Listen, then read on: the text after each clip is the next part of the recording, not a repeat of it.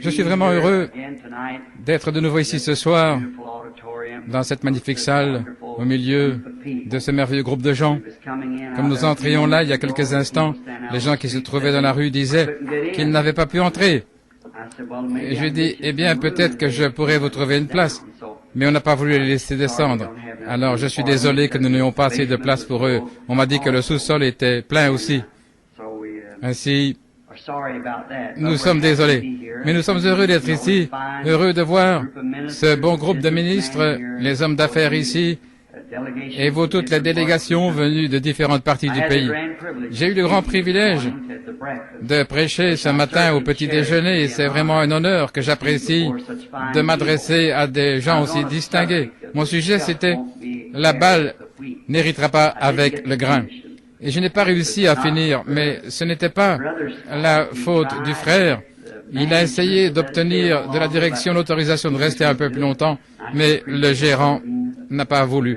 J'apprécie vraiment ça, frère Demos, c'est très gentil. Je tiens à remercier chacun de vous pour votre gentillesse. Mais ils n'ont tout simplement pas voulu nous accorder ça, alors nous avons été obligés de fermer.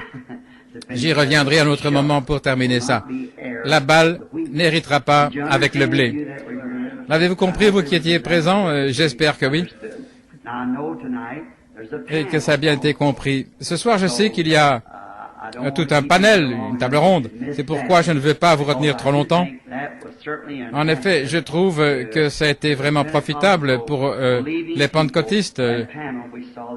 Cette table ronde que nous avons eue l'autre soir, quel groupe d'hommes remarquables et quelle réponse formidable, claire. Ça m'a vraiment fait sentir bien.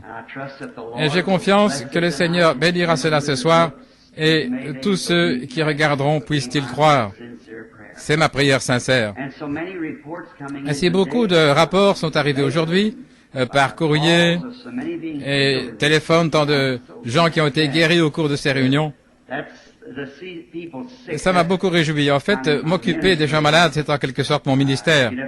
Je monte ici pour prêcher. Vous savez, je ne suis pas un prédicateur, mais avec ma grammaire du Kentucky, his, ain't, et tous ces mots, alors je ne peux pas vraiment dire que ce qu'on appelle un prédicateur des temps modernes aujourd'hui, je ne pourrais pas prendre cette place-là parce que je n'ai pas fait d'études. Par contre, j'aime bien exprimer ce que j'en sais et ce que je ressens, comment je l'ai appris et ce qu'il est pour moi. Il est toute ma vie. Tout ce que je pourrais m'attendre à être est tellement plus que ce que j'aurais pu imaginer. J'avais un ami alors que j'étais un jeune sur la terre ici, un jeune garçon, et je suis vraiment reconnaissant d'avoir de grands amis aujourd'hui.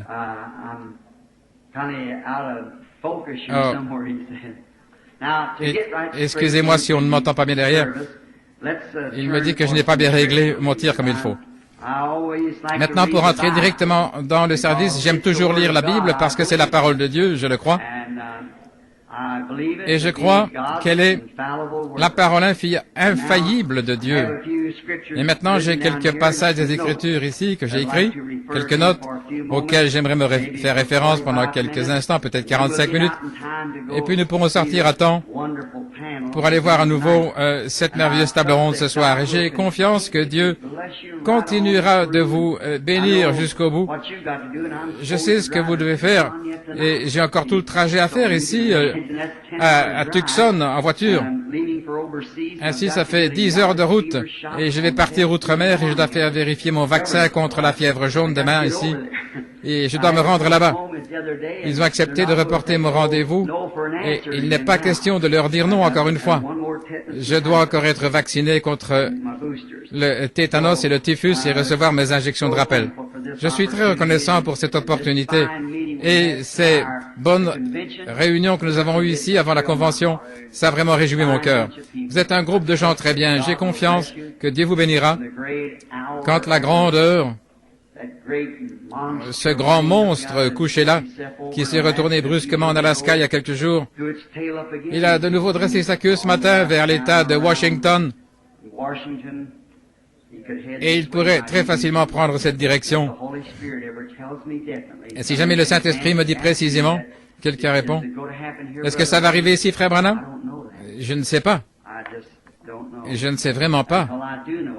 Et tant que je ne le sais pas, c'est la vérité, je veux toujours être honnête avec vous. Je ne vais pas simplement présumer, prendre n'importe quelle idée ou quelque chose que je crois ou quelque chose comme ça. Quand je vous le dirai, il en sera ainsi. Mais d'abord, il doit me le dire, après quoi je vous le dirai. Je sais que le monde entier est en train d'être ébranlé. Nous sommes au temps de la fin. Mais une chose que j'ai essayé, frère Shakarian me disait ce matin, dans le temps, il passait dans la ligne de prière et qu'il prenait les cartes pour les regarder avant que les gens viennent sur l'estrade, pour voir si ce que je leur disais correspondait à ce qui était écrit. Les gens écrivent toutes sortes de choses sur leurs cartes de prière, vous savez, et il voulait simplement voir si c'était bien ça. Il a dit que sur les centaines qu'il avait vérifiées, il n'y en avait jamais eu une seule de fausse. Et il n'y en aura jamais. Vous voyez, parce que si je me projette moi-même là, alors c'est faux. Vous voyez. Une fillette dont le père est assis là en train de m'écouter en ce moment est venue à moi il n'y a pas longtemps. Elle avait eu un songe. Elle a dit, frère Branham, que signifie ce songe? J'ai dit, sœur, je ne sais pas. Il faudra que je le voie si le Seigneur veut bien me le dire. Je m'en suis donc allé, j'ai essayé de demander au Seigneur, mais il ne m'a rien dit. La fillette est revenue, elle a dit, eh bien, maintenant, qu'en est-il de l'interprétation de mon songe? Et j'ai dit, viens ici, ma chérie, assieds-toi. J'ai dit, ton père et ta mère sont de très bons amis. Ils viennent du Canada pour venir séjourner ici avec moi. Ils croient ce que j'essaie de dire. Et je n'ai jamais dit quoi que ce soit volontairement dans ma vie. Je crois savoir ce que signifie ce songe, mais tant que je ne verrai pas moi-même ce songe, et que lui ne me dira pas ce qu'il signifie, je ne peux pas te le dire. Vois-tu, si je me contente de faire des suppositions, peut-être qu'à un moment donné, tu auras besoin de moi, et que ce sera une question de vie ou de mort, alors tu ne sauras plus s'il faut me croire ou pas. Si je vous dis quelque chose au nom du Seigneur, ça l'est vraiment, c'est lui qui me l'aura dit. Et jusqu'ici, pendant toutes ces années, dans le monde entier, tout autour du monde, ça n'a jamais été faux, pas une seule fois. Et vous savez bien qu'un être humain ne peut pas être infaillible à ce point-là. Il faut que ce soit l'Esprit de Dieu qui le fasse. Maintenant, j'ai un message dont je suis responsable. Et bien souvent, on m'a considéré, peut-être par quelqu'un qui n'avait pas pris le temps de s'asseoir et de réfléchir une minute, comme une personne terrible, que je n'aimais pas les gens, que je les piquais toujours au vif. Ce n'est pas le cas, ce n'est pas le cas, j'aime les gens. Mais vous savez, l'amour est correctif. Si votre petit garçon était assis dans la rue, là, et que vous lui disiez, « Mon cher petit, je ne veux pas que tu restes là, mais... » et les voitures passent à toute vitesse à côté de lui, alors vous le faites rentrer, et il ressort en courant. Vous devriez le corriger. Si vous l'aimez, vous le ferez. Il le faut. Si vous voyez un homme descendre une rivière dans un petit bateau en direction d'une chute, et vous savez que ce bateau va couler dès qu'il arrivera là dans la cascade, vous dites, « Jean, peut-être que tu devrais réfléchir un petit peu, peut-être que tu ne vas pas t'en tirer. Et si je sais qu'il ne va pas s'en tirer, je vais le faire sortir de ce bateau, peut-être même de force si je le peux, parce que c'est l'amour qui fait cela. » Et maintenant, dans les messages que j'apporte ici, je n'essaie jamais d'y inclure des points de doctrine ni rien. Ça, je le fais dans ma propre Église. Mais ici à l'extérieur, au milieu d'hommes et de femmes de différentes dénominations qui ont différentes idées, j'essaie simplement d'expliquer des choses sous une forme atténuée, mais d'en donner assez pour que, si vous êtes né de l'Esprit de Dieu, je crois que vous comprendrez ce que je veux dire. Parmi des hommes qui sont chrétiens, des méthodistes, des baptistes, presbytériens et quoi encore. Maintenant, ce soir, je veux prendre Genèse, chapitre 24. Je veux lire à partir du verset 12 du chapitre 24 de la Genèse. Et il dit, « Ô Seigneur Dieu, mon maître Abraham, je te prie, fais-moi rencontrer aujourd'hui ce que je désire et use de bonté envers mon maître Abraham. Voici, je me tiens ici, près du puits d'eau, et les filles des gens de la ville vont sortir pour puiser de l'eau, et que la jeune fille, à laquelle je dirai, penche ta cruche, je te prie, pour que je boive, et qui répondra, bois, et je donnerai aussi à boire à tes chameaux. Que ce soit celle que tu as destinée à ton serviteur Isaac. Et par là, je connaîtrai que tu as usé de bonté envers moi, envers mon maître. et ensuite dans le livre de l'Apocalypse, le premier de la Bible, la Genèse. Maintenant, dans le dernier livre de la Bible, je veux lire au chapitre 21 de l'Apocalypse, le verset 9. Nous savons de quoi parle ce passage de la Genèse. Vous pourrez lire le chapitre en entier si vous le désirez. C'est Dieu qui envoie Eliezer, ou Abraham qui envoie Eliezer, pardon, pour choisir une épouse pour Isaac. Et la belle Rebecca est sortie, et c'était une réponse parfaite à la prière qu'Eliezer, le serviteur d'Abraham, venait de faire. Maintenant, au verset 9 du chapitre 21 de l'Apocalypse,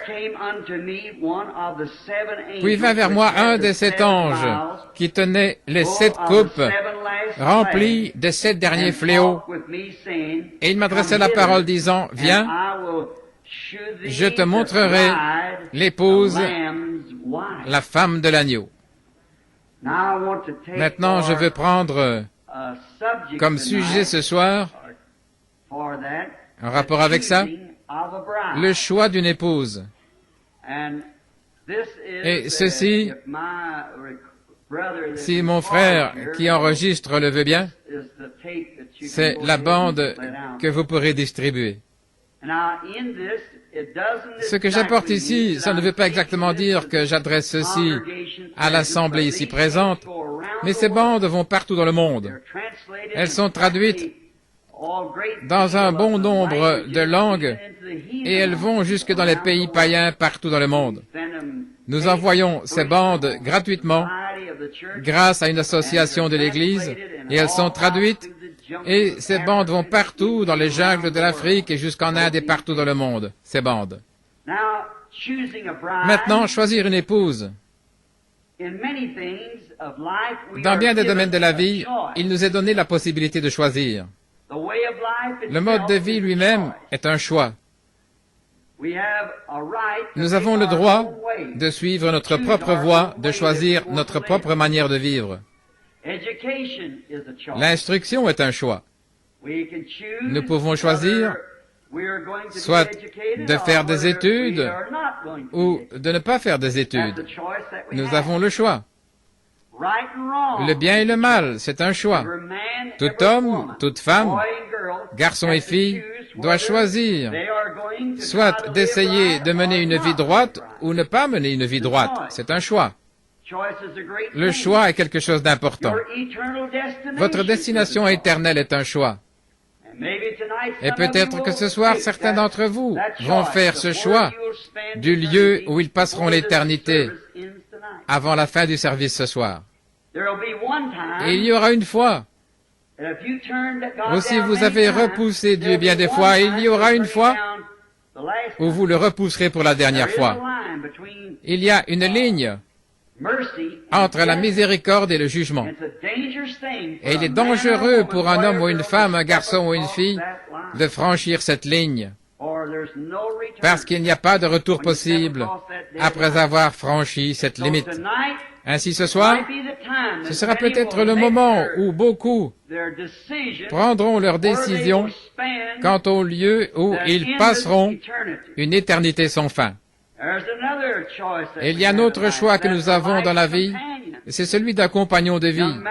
Un jeune homme ou une jeune femme qui débute dans la vie a reçu le droit de faire son choix. Le jeune homme choisit, la jeune femme a le droit d'accepter ou de refuser. Mais c'est quand même un choix des deux côtés. L'homme et la femme ont tous les deux le droit de choisir. Vous avez également un choix en tant que chrétien. Vous avez le choix de l'Église, ici en Amérique, là où vous voulez aller. C'est votre privilège américain de choisir l'Église où vous voulez faire partie. C'est votre choix. Si vous ne voulez aller à aucune d'elles, rien ne vous y oblige. Mais si vous voulez passer de l'Église méthodiste à l'Église baptiste, ou catholique ou protestante, il n'y a personne qui peut vous dire ou vous obliger d'aller à aucune Église en particulier. C'est notre liberté. C'est ça qu'est notre démocratie. Chaque homme peut choisir pour lui-même. C'est la liberté de religion. Et c'est une grande chose que Dieu nous aide à la garder aussi longtemps que possible. Vous pouvez aussi choisir. Quand vous choisissez cette église, vous pouvez choisir dans cette église, si vous choisissez une église qui vous guidera vers votre destination éternelle, vous pouvez choisir une église qui a un certain credo. Vous pensez peut-être que ce credo correspond à ce que vous voulez. Sinon, il y a une autre église qui a son credo à elle. Et puis, il y a la parole de Dieu que vous pouvez choisir. Vous devez faire votre choix. Il y a une loi non écrite parmi nous que nous devons choisir. Je crois que c'est Élie à un moment donné, sur le mont Carmel. Après l'épreuve de force, cette grandeur de la crise à laquelle nous sommes sur le point d'arriver maintenant.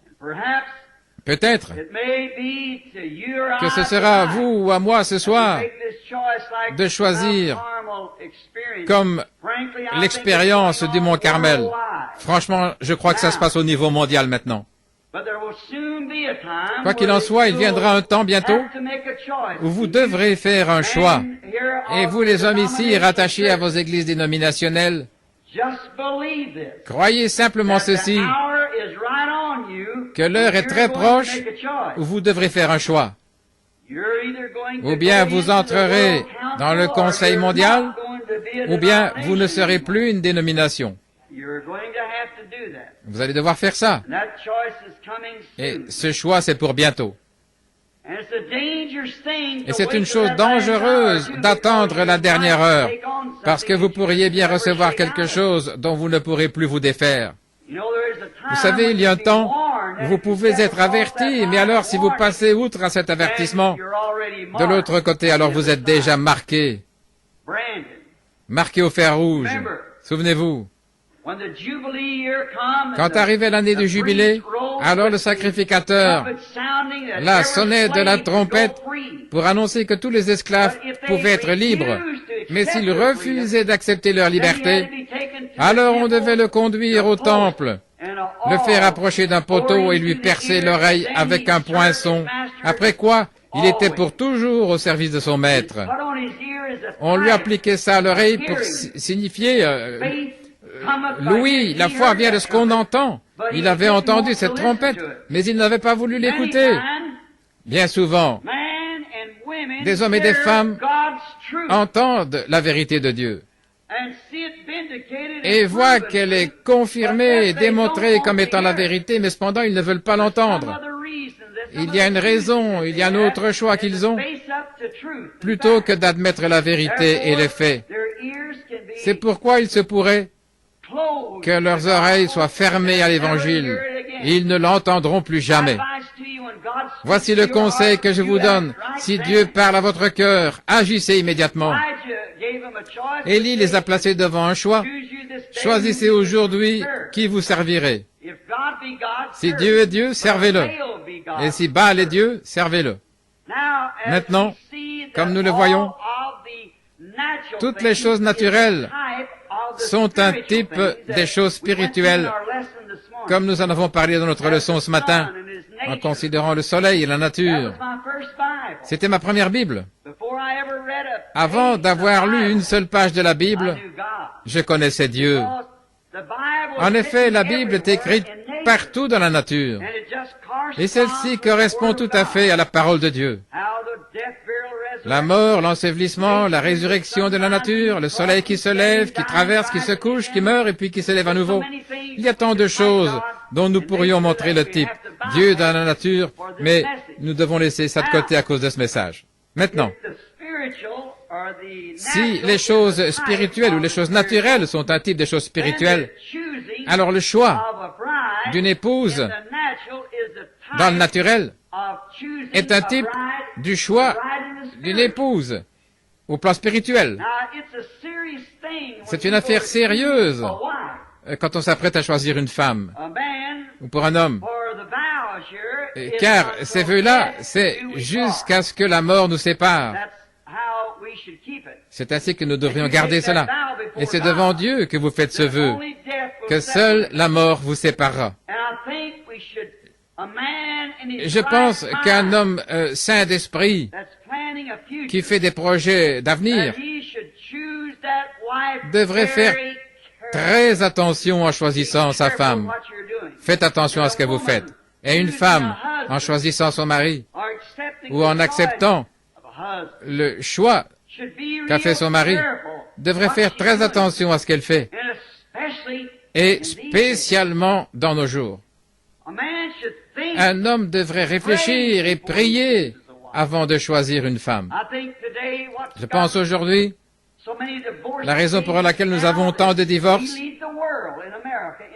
là, c'est nous l'Amérique qui sommes au premier rang mondial dans les cas de divorce. Là, nous sommes au premier rang mondial dans cette nation. Alors que nous sommes censés être ce qu'on considère un pays chrétien. Mais quel opprobre, nos tribunaux de divorce. Et je pense que la raison, c'est que les hommes se sont éloignés de Dieu et que les femmes se sont éloignées de Dieu. Et nous voyons que si l'homme priait et que la femme priait à ce sujet, il ne s'agit pas juste de remarquer de beaux yeux ou de belles épaules solides, ou ce genre de choses, ou quelque autre affection mondaine, mais s'il regardait d'abord à Dieu en disant « Oh Dieu, est-ce que c'est ton plan ?» Je pense aujourd'hui qu'il y a tellement de tricheries, comme à l'école. Quand les enfants passent à la maison le matin, beaucoup d'enfants du voisinage, qui sont mes amis, passent à la maison et disent « Frère Branham, voudriez-vous prier pour nous? Nous avons un contrôle aujourd'hui. J'ai travaillé toute la nuit, mais il me semble que je n'arrive pas à être au point. Prier pour moi. » Je pense que n'importe quel écolier, et vous les parents, quand vous êtes à table le matin, vous pourriez le faire. Dire « Maman, Jean a un contrôle aujourd'hui, prions maintenant pour lui. » Je pense que ce serait mieux que tout ce que vous pourriez faire autrement que de regarder sur la feuille de quelqu'un d'autre pour tricher. Je pense que vous devriez en parler et prier à ce sujet. Et si nous examinions ce que nous sommes en train de faire quand nous projetons de nous marier, quand nous choisissons notre femme, notre mari, si nous examinions la chose à fond, un homme devrait prier avec ferveur parce qu'il pourrait ruiner toute sa vie. Souvenez-vous que ce vœu, c'est jusqu'à ce que la mort nous sépare. Ainsi, il pourrait ruiner sa vie en faisant le mauvais choix. Mais s'il le sait, qu'il fait le mauvais choix, et qu'il épouse une femme qui n'est pas digne d'être son épouse, mais qu'il le fait quand même, alors c'est sa faute. Et si vous, en tant que femme, vous prenez pour époux un homme en sachant qu'il n'est pas apte à être votre mari, alors c'est votre propre faute, puisque vous saviez ce qui est bien et mal. Ainsi, vous ne devriez pas le faire avant d'avoir prié à fond jusqu'à exaucement. Et la même chose, c'est au sujet du choix d'une église. Vous devez prier à propos de l'église dans laquelle vous fraternisez, que vous avez communion. Souvenez-vous, les églises ont des esprits. Maintenant, je ne vais pas critiquer, mais je réalise que je suis un homme âgé, et qu'un de ces jours, je devrais partir, et au jour du jugement, je devrais répondre de ce que j'aurais dit ce soir ou à n'importe quel autre moment. C'est pourquoi je dois être tout à fait sérieux et vraiment convaincu. Mais allez dans une église et observez le comportement de cette église, et puis observez un peu le pasteur, et généralement vous constaterez que l'église agit comme le pasteur. Parfois, je me demande si ce ne sont pas les esprits les uns des autres que nous recevons au lieu du Saint-Esprit. Allez quelque part où le pasteur est très extrémiste et tout excité, et vous constaterez que l'assemblée est pareille. Je pourrais vous amener dans une église où j'ai vu le pasteur se tenir là et secouer la tête d'avant en arrière, observer l'assemblée. Ils font la même chose. Prenez un pasteur qui gobe tout, généralement l'église va faire la même chose. Alors, si j'avais à choisir une église, je choisirais une église authentiquement et véritablement biblique, une église fondamentaliste du plein évangile. Si j'avais à en choisir une ou à envoyer ma famille, choisissez. J'ai regardé l'autre jour les garçons, le fils de frère Shakarian et son gendre m'ont emmené par ici pour prier pour un jeune homme, un chanteur, un garçon épatant. Il s'appelait Fred Barker, je rentrais de voyage. Ils m'ont téléphoné pour me dire que Fred était mourant. Et puis, avant que j'aie pu entrer dans la maison, un autre message est arrivé. Il est peut-être déjà mort. On disait qu'il avait eu une hémorragie cérébrale et qu'il était paralysé et en train de mourir. Et sa femme voulait que je prie pour lui. Et je pensais, oh, si j'essaie d'y aller en avion, il sera mort avant mon arrivée. Il est peut-être déjà mort maintenant. Donc j'ai téléphoné, j'ai eu la jeune femme au téléphone et nous avons placé le combiné contre l'oreille de Fred. Il ne pouvait pas avaler, on le nourrissait au moyen d'une sonde. Et quand on a prié pour lui, il a fait signe qu'on lui retire ça de la gorge. Il pouvait avaler. Les docteurs ne le croyaient pas, ils l'ont retiré et il pouvait avaler. Et l'autre jour, il était assis bien droit. Une église, choisir une église. Il y a quelques instants, nous avons eu un coup de téléphone. Ce matin, membre de notre église, une dame qui est en fait une baptiste de Louisville, est décédée tôt ce matin. Et mon église là-bas, un groupe d'hommes vraiment consacrés se sont réunis et ils se sont rendus sur place avant que les pompes funèbres ne l'embaument. Ils se sont tenus près d'elle et ont prié jusqu'à ce que la vie revienne en elle et elle est en vie ce soir. Les anciens de mon église. Pourquoi? Parce qu'on leur a enseigné à croire que tout est possible. Ils se sont approchés de Dieu avec sincérité. Ainsi, vous devez faire le bon choix. À nouveau, le genre de femme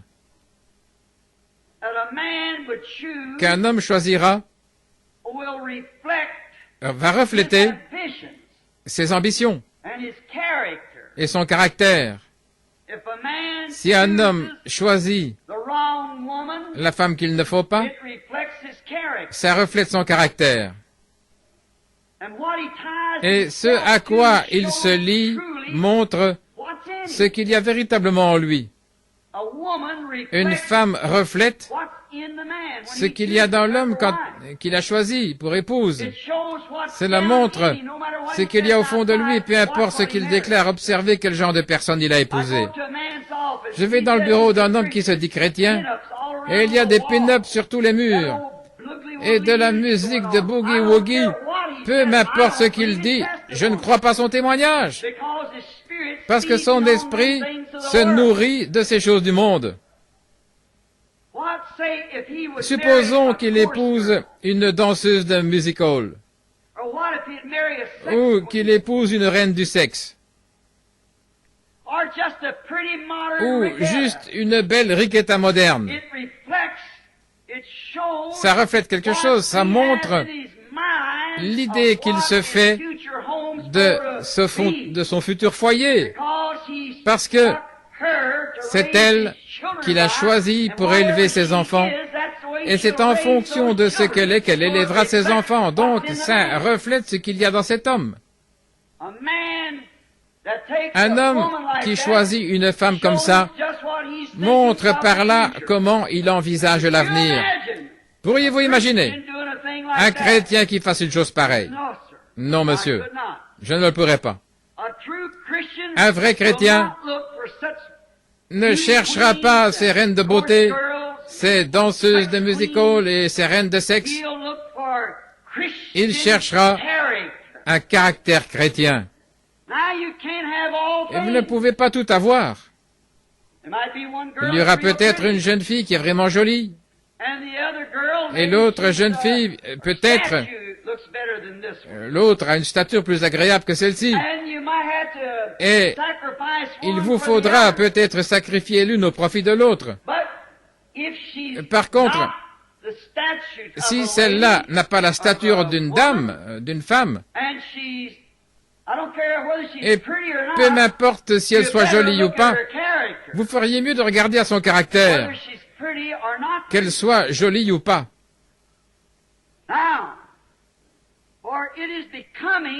Car il convient pour un chrétien qui choisit une épouse, il devrait choisir une femme qui soit authentiquement née de nouveau, quelle que soit son apparence. C'est ce qu'elle est.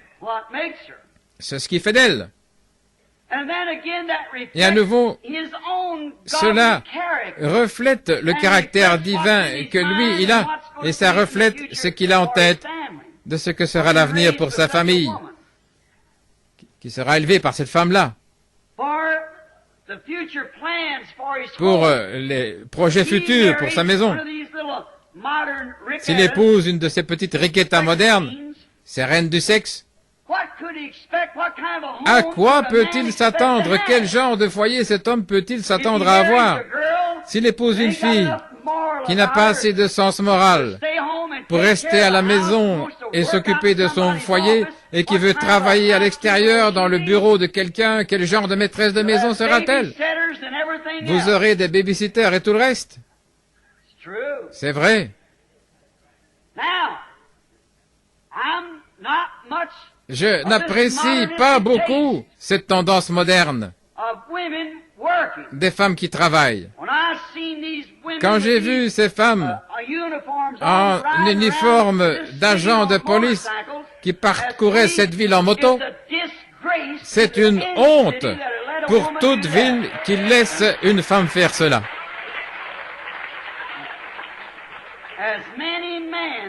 Alors qu'il y a tant d'hommes sans travail. Ça montre la manière moderne de penser de notre ville. Ça montre la dégradation. Nous n'avons pas besoin d'avoir ces femmes là-dehors comme ça. Elles n'ont pas leur place là-dehors comme ça. Dieu a donné une épouse à l'homme et il lui a donné la meilleure chose qu'il puisse après le salut. Mais quand une essayait de prendre la place de l'homme, alors, elle est à peu près la pire chose qu'il puisse avoir. Maintenant, nous pouvons voir l'application spirituelle.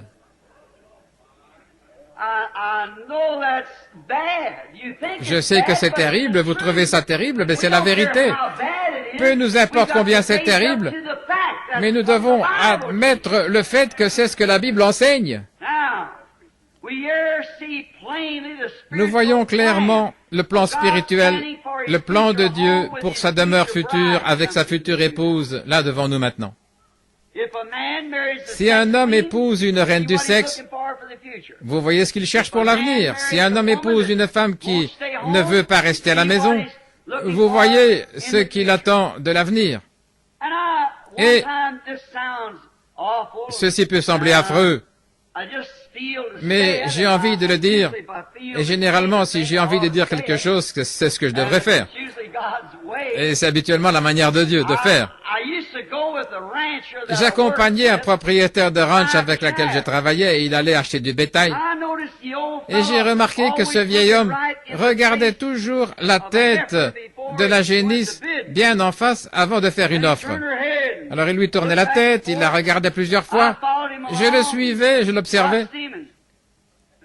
Il la regardait de haut en bas pour voir si son apparence convenait, sa stature. Et après, il la regardait bien en face. Et parfois, il secouait la tête et s'en éloignait. Et j'ai dit, Jeff, je voudrais te demander quelque chose. Il dit, vas-y, Bill.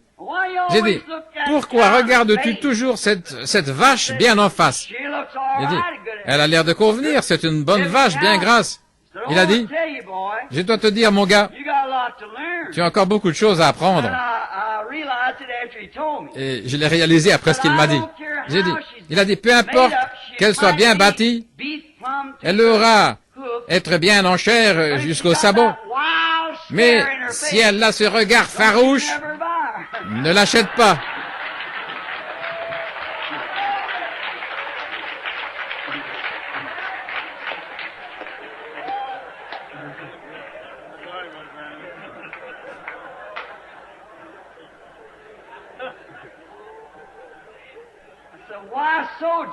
J'ai dit pourquoi, Jeff?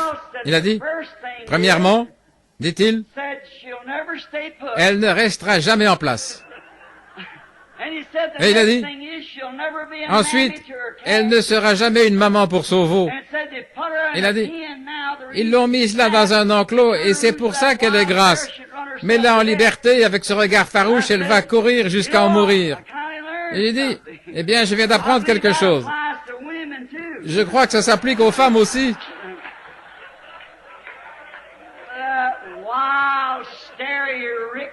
Ce regard farouche comme une riquetta, tu ferais mieux de ne pas t'approcher d'elle, mon garçon. Tout ce truc bleu qu'elle a au-dessus des yeux. Je ne voudrais pas ça. Je ne pense pas que ce soit convenable pour une chrétienne. Peu m'importe que la télévision et les journaux disent que c'est beau. C'est le spectacle le plus hideux, le plus affreux que j'ai jamais vu de ma vie. La première fois que j'ai vu ça, c'était à la cafétéria Clifton un matin, au petit déjeuner. J'ai vu quelques-unes de ces jeunes filles qui s'approchaient. Frère Hagenbright venait d'arriver, et moi aussi. Il était descendu à l'étage inférieur, et j'ai vu une jeune fille qui entrait, et je me suis dit, eh bien, je ne sais pas, je n'ai jamais vu ça. On aurait dit qu'elle était en décomposition, vous savez. Je ne dis pas ça pour être drôle, vous savez. J'ai vu la lèpre, je suis un missionnaire.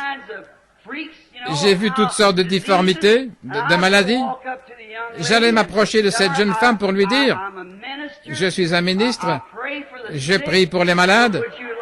Est-ce que vous aimeriez que je prie pour vous? Je n'avais jamais rien vu comme ça. Et puis en voici 2 ou 3 autres qui entrent comme ça. Alors j'ai reculé, j'ai attendu. Et frère Hagenbright est venu, alors je lui ai dit, frère Hagenbright, il se peut qu'il soit ici. J'ai dit, quel est le problème avec cette femme? Il dit, ah, c'est de la peinture, c'est du fard. J'ai dit, oh là là. Je pensais qu'on devrait les garder dans une maison de pestiférés, vous savez, pour éviter que ça se transmette à d'autres femmes. Mais vous savez, vous devez projeter, regarder, prier quand vous devez choisir. Car nous voyons par ceci la parole de la promesse. Elle, l'épouse qu'un homme choisira, va refléter son caractère à lui. Cela reflète ce qu'il y a en lui. Pourriez-vous imaginer un homme rempli du Saint-Esprit qui prend une femme comme ça? Je ne vois pas ça, frère. Peut-être que je suis un vieux grincheux, mais vous savez, je ne peux pas comprendre ça. Remarquez. Car ça va refléter ce qu'il y a en lui. C'est elle qui va l'aider à fonder son foyer futur. Alors revenons maintenant un instant au côté spirituel. Quand vous voyez une église qui est dans le monde, qui agit comme le monde, qui se plaît dans le monde, qui participe au monde, pour qui les commandements de Dieu comptent autant que s'il ne l'avait jamais écrit. Alors vous pouvez bien imaginer que Christ ne va pas prendre une épouse comme ça. Pouvez-vous imaginer prendre une épouse pour épouse l'Église moderne aujourd'hui? Non, pas mon Seigneur, je vois mal ça, non. Souvenez-vous, un homme et sa femme sont un. Est-ce que vous vous uniriez à une personne comme ça, si vous le faisiez? ça porterait vraiment un coup à la foi que j'avais en vous. Qu'en est-il de Dieu alors? S'unirait-il à quelque chose comme ça? Une vraie prostituée dénominationnelle? Pensez-vous qu'il le ferait? Ayant l'apparence de la piété, mais reniant ce qui en fait la force. Jamais il ne le fera. Elle doit avoir son caractère en elle. La vraie Église née de nouveau doit avoir le caractère qui était en Christ, parce que le mari et la femme sont un. Et si Jésus faisait uniquement ce qui était agréable à Dieu, qu'il gardait sa parole et manifestait sa parole, son épouse devra être du même caractère que lui.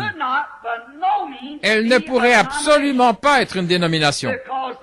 Parce qu'alors, peu importe combien on voudrait dire non, elle est contrôlée par un conseil quelque part qui lui dit ce qu'elle doit faire et ce qu'elle ne peut pas faire. Et bien souvent, c'est à 1 million de kilomètres de la vraie parole. Quel dommage que nous nous soyons éloignés du vrai conducteur que Dieu nous a laissé pour conduire l'Église. Il n'a jamais envoyé des surveillants généraux, il n'a jamais envoyé des évêques, des cardinaux, des prêtres, des papes. Il a envoyé le Saint-Esprit pour l'Église, pour conduire l'Église. Quand le Saint-Esprit sera venu, il vous conduira dans toute la vérité. Il vous révélera ces choses que je vous ai dites, vous les ramènera à la mémoire, et il vous montrera les choses à venir. C'est ce que devait faire le Saint-Esprit. Et maintenant, l'Église moderne déteste cela. Elle n'aime pas ça. Alors comment pourrait-elle être l'épouse de Christ? Les gens aujourd'hui, ce qu'ils choisissent, c'est une dénomination moderne.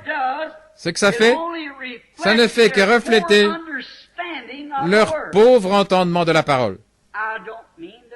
Je ne veux pas blesser, mais je veux faire pénétrer cela assez profondément pour que vous voyez ce qu'il en est. J'ai marié de nombreux couples, mais chaque fois, ça me rappelle Christ et son épouse. L'un des mariages que j'ai célébrés il y a quelque temps, c'est quelque chose qui a été marquant dans ma vie. Il y a plusieurs années de ça. J'étais alors un jeune ministre. Mon frère travaillait pour les travaux publics, je ne sais pas si vous vous souvenez, quelqu'un qui soit aussi vieux que moi. C'était un projet du gouvernement. Et mon frère y travaillait. C'était à une trentaine de miles. Il creusait des lacs dans le cadre d'un projet de protection de l'environnement.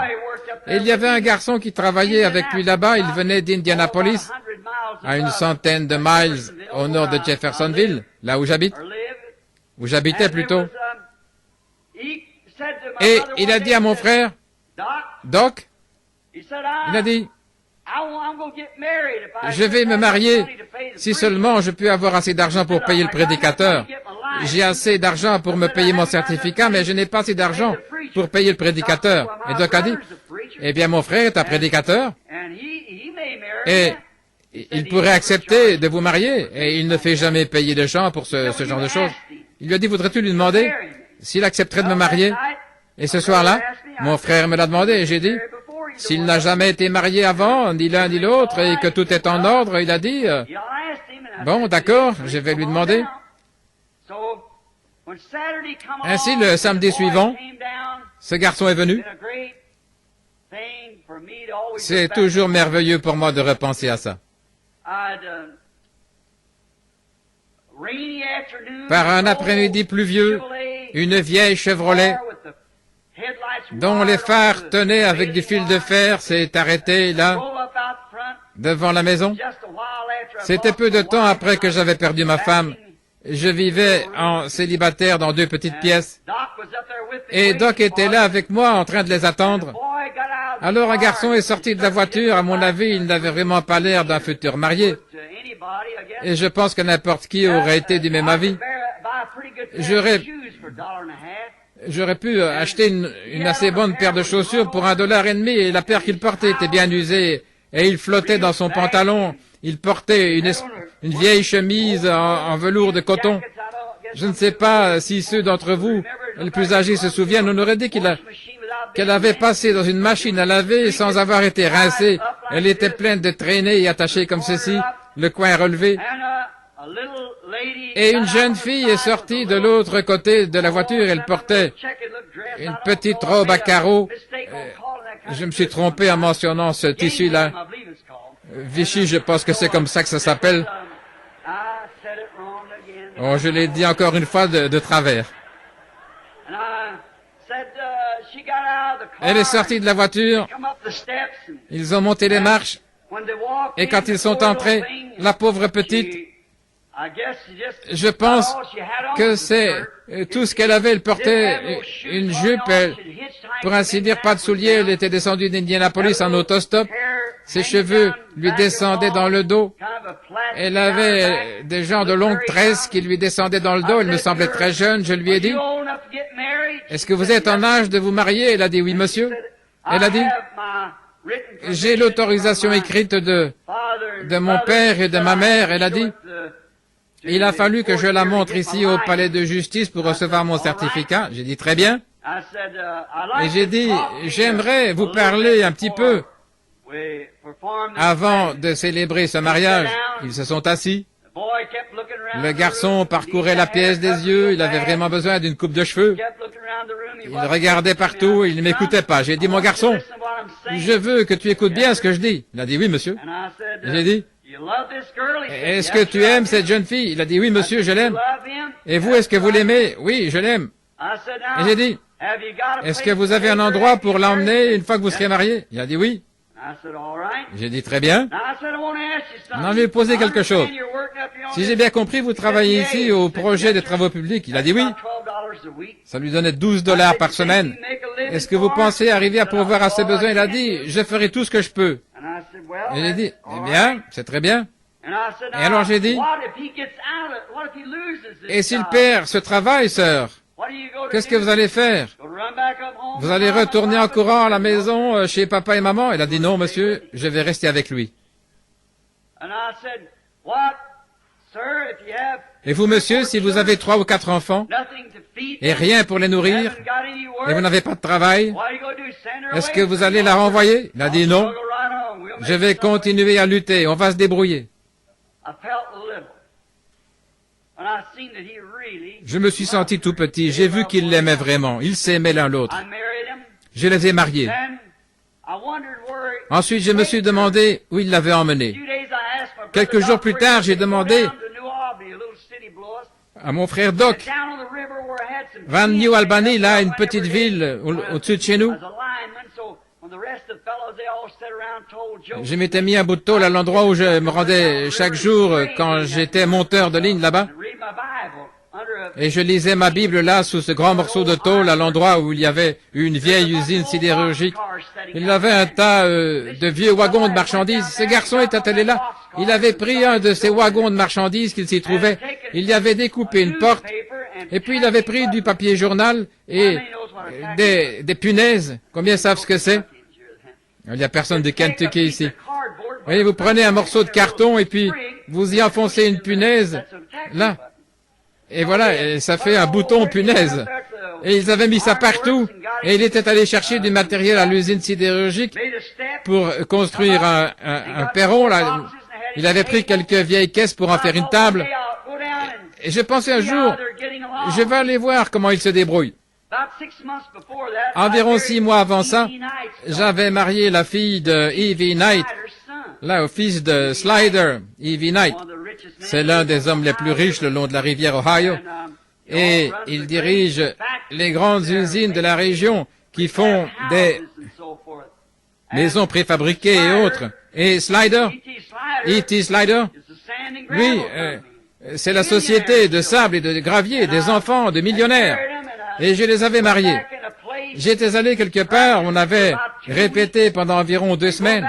Il fallait dans une cabine et s'agenouiller sur un coussin, et tout le faste, et toutes les formalités auxquelles je me sois jamais plié pratiquement. Il m'a fallu m'y plier pour marier ce couple. Et quand ils sont repartis, eh bien, cet autre petit couple était là, dans une espèce de petite chambre où on avait un petit sofa et un lit pliant, mais les deux couples avaient été mariés à peu près à la même époque. Et un jour, j'ai eu l'idée d'aller rendre visite à ce couple riche. Ils n'avaient pas besoin de travailler, leur père était millionnaire, et il leur avait construit une belle maison. Pour vous dire, Ivy Knight, là-haut sur la colline, les poignées des portes étaient en or de 14 carats. Vous pouvez imaginer quel genre de maison ils avaient. Ils n'avaient pas besoin de travailler. Chaque année, on leur donnait une belle Cadillac. Ils étaient des enfants uniques. Ils avaient vraiment tout ce qu'ils voulaient. Je me suis approché un jour, là. J'avais fait leur connaissance. C'est qu'un de leurs amis était un de mes bons amis. Alors, on était un peu copains. C'est ainsi que j'avais fait leur connaissance et ils ont voulu que je les marie. Donc, je suis allé leur rendre visite.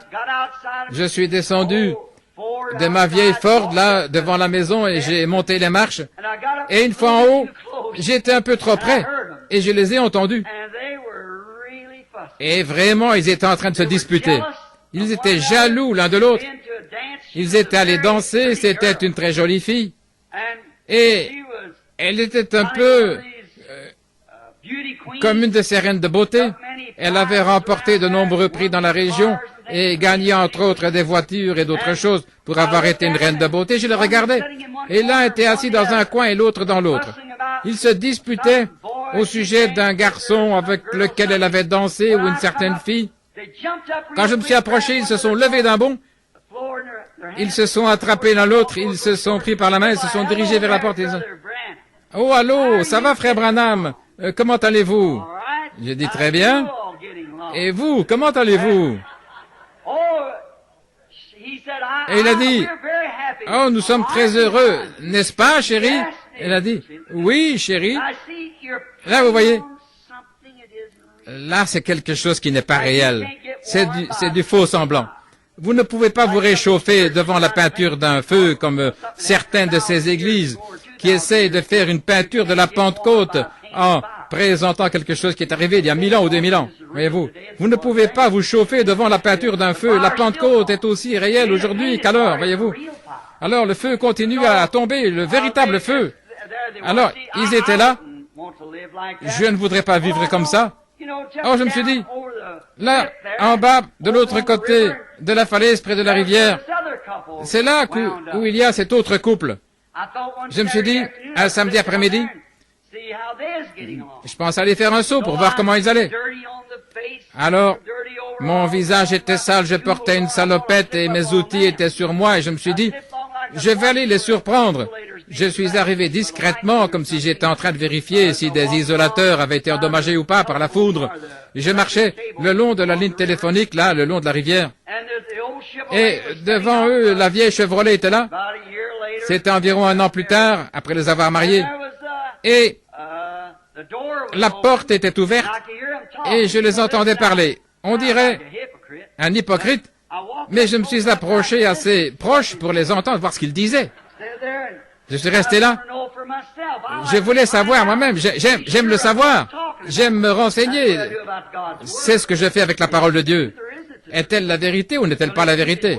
Tiendra-t-il sa parole ou ne tiendra-t-il pas sa parole? S'il ne tient pas sa parole, alors il n'est pas Dieu. Voyez-vous, s'il tient sa parole, il est Dieu. Ainsi, je voulais savoir comment ils allaient. Je me suis approché tout doucement le long du mur et je l'ai entendu dire, « Oh chérie, j'aurais tellement voulu t'acheter ça. » Elle a dit, « Allons, mon chéri. » Elle a dit, « Cette robe-ci, c'est très bien. » Elle me convient tout à fait. J'apprécie ça qu'elle dit.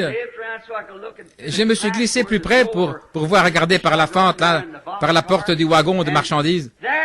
Et il était là. Et elle était assise sur ses genoux. Il avait passé son bras autour d'elle et elle autour de lui. Et il avait un vieux chapeau à large bord par lequel il avait fait un petit trou sur le dessus. Et il avait tout aplati, il avait versé son salaire, il était en train de l'étaler sur la table. Et il disait, autant pour l'épicerie, et autant pour l'assurance, et autant pour la voiture.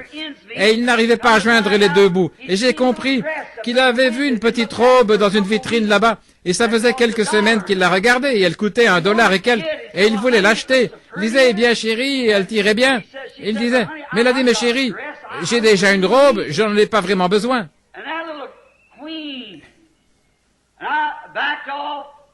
Et cette petite reine, j'ai reculé, j'ai levé les yeux, et je voyais la flèche au sommet de l'autre maison.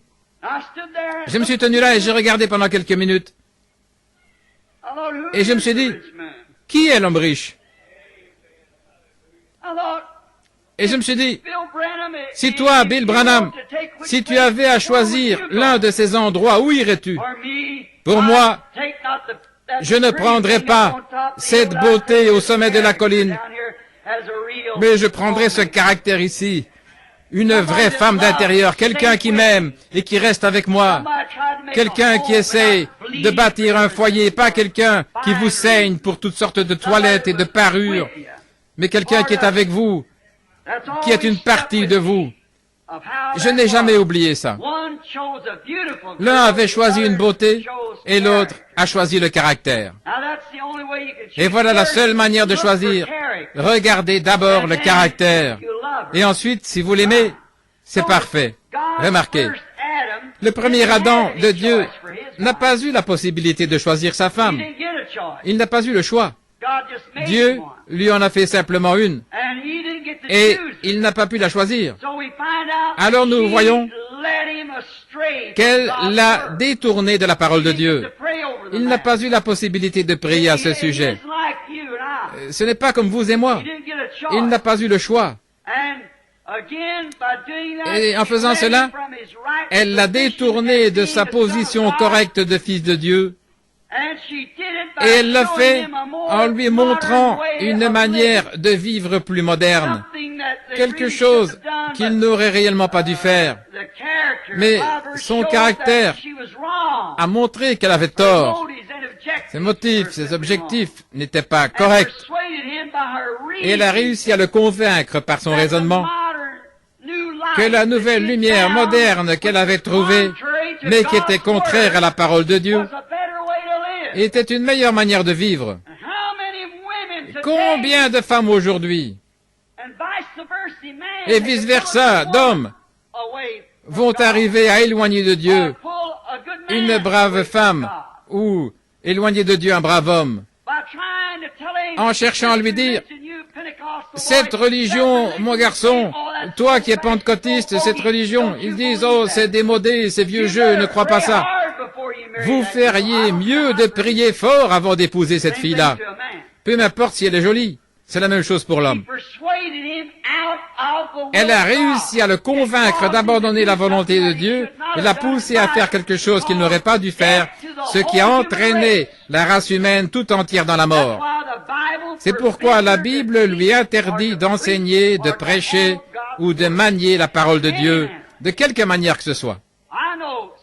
Je sais, sœur, vous êtes nombreuses à dire, le Seigneur m'a appelé à prêcher. Je ne vais pas argumenter avec vous, mais je vous dirai que la parole dit que vous ne devriez pas le faire. Elle n'enseignera pas, ni ne prendra aucune autorité, mais elle devra demeurer dans le silence. Eh bien, direz-vous, le Seigneur m'a dit de le faire. Je n'en doute pas. Avez-vous entendu mon message l'autre soir au sujet de Balaam? Balaam a reçu la première décision de Dieu. Ne le fais pas. Mais il a continué à folâtrer jusqu'à ce que finalement Dieu lui dise d'aller de l'avant. Il se peut que Dieu vous permette de prêcher. Je ne dis pas qu'il ne l'a pas fait, mais ce n'est pas conforme à sa parole originelle et à son plan. Car elle doit être soumise, comme le dit aussi la loi, c'est vrai. Par conséquent, elle n'est pas censée le faire. Maintenant, remarquez encore. Comme l'épouse naturelle est le type de l'épouse spirituelle, la parole dit qu'elle a été faite à cause de l'homme et non l'homme à cause d'elle. Dans quelques minutes, je vais parler de l'épouse de Christ et donner la raison de tout ça. Mais je vous montre le contexte. La femme a été faite pour l'homme et non l'homme pour la femme. Et c'est pour cette raison que sous les anciennes lois, la polygamie était légale. Regardez David qui était là, avec 500 femmes. Et la Bible dit qu'il était un homme selon le cœur de Dieu, avec 500 femmes, et Salomon avec 1000. Mais pas une seule de ces femmes ne pouvait avoir un autre mari. Procurez-vous ma bande là sur le mariage et le divorce. Au sommet de la montagne à Tucson, il n'y a pas longtemps, j'étais là en train de prier, et ils ont laissé sortir les enfants des écoles pour observer cette colonne de feu qui décrivait un cercle là autour de la montagne, sous la forme d'un entonnoir, en faisant un mouvement de va-et-vient, voyez-vous. Là, c'était là. Et il m'a dit la vérité, là, au sujet de cette question de mariage et divorce. Si un groupe va dans cette direction ou un autre dans cette direction-là, il doit y avoir une vérité quelque part. Après ces 7 sceaux, il a montré la vérité. Remarquez maintenant. Elle ne pouvait pas avoir qu'un seul mari, parce que la femme a été faite pour l'homme et non l'homme pour la femme. Et c'est l'ensemble de ces 500 femmes qui étaient la femme de David. Et c'était un type. Quand Christ s'assiera sur le trône dans le millénium, son épouse ne sera pas comme une seule personne, mais des dizaines de milliers de personnes. Ils ne formeront qu'un, l'épouse.